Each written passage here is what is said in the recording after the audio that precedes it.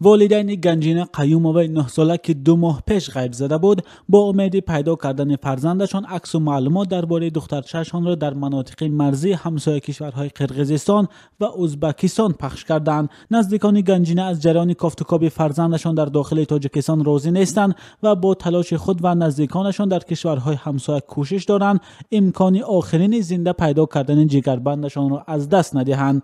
برخی تحلیلگران میگویند قضیه‌های ناپدید شدن اطفال خردسال در سالهای اخیر سوال‌های را در زمینه توانمندی مقامات انتظامی در پیدا کردن کودکان گم شده ایجاد می‌کند. صنوات قیومووا طول بیش از 2 ماه است که در فکر دختر گم شده اش میباشد.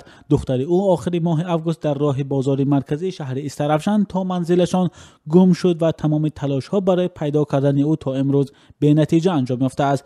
در این مدت مادر 30 ساله هیچ آرمان در دل به جز پیدا کردن جگربندش ندارد. سلامتیش بد شده دیگر درباره هیچ چیزی دیگر فکر کردن نمیتواند. گنجینه دختر کلانی خانواده قیومووا است و از ناپدید شوی او اینک 70 روز میگذرد. نزدیکان صنوات میگن هر باره که او به خانه درآمده لباس و جای خواب دخترش رو میبیند در این خانه در میماند و در لباس و جای خوابش بوی دخترچه ناپدید شده اش رو میجوید. این عائله برای کسی که دخترشون رو پیدا میکند وعده داده است که یک خانه تقدیم میکند. نزدیکان صنوات قیومووا میگن این زن تاب و توان صحبت کردن رو ندارد و از زمان گم شدن دخترش خیالی و بیمار شده است. عبدالحفیظ قیوموف یکی از نزدیکان این خانواده در صحبت با رادیوی آزادی گفت دوام 2 ماه ناپدید شدن گنجینه از همه وسیله های جستجو کار گرفتن، نه پلیس ماند و نه فالبین. عبدالحفیظ قیوموف از کار پلیس در امر پیدا کردن گنجینه انتقاد میکند و میگوید کارمندان مقامات امور داخلی در این مدت حتی گمانبران ربوده شدن دخترشان را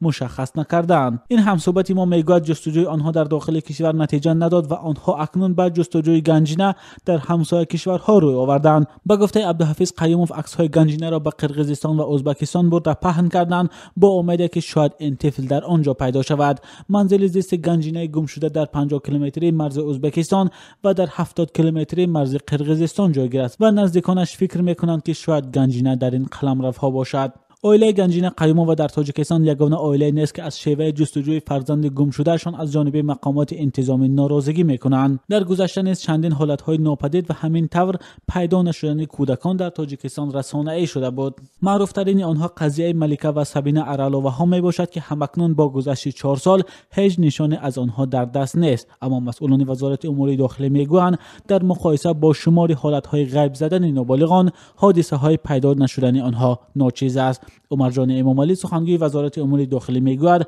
در تاجیکستان سالهای اخیر حالتهای عضو فروشی و یا کوشش انتقال نابالغان به خارجه به قید گرفته نشده است. از این خاطر به گفته سخنگوی وزارت امور داخلی حالتهای پیدا نشده نابالغان انگشت شمار میباشند. عمرجان امامعلی در گم شدن کودکان در نوبت اول خود والدین را مقصر میداند که به فرزندان خود اهمیت ظاهر نمیکنند.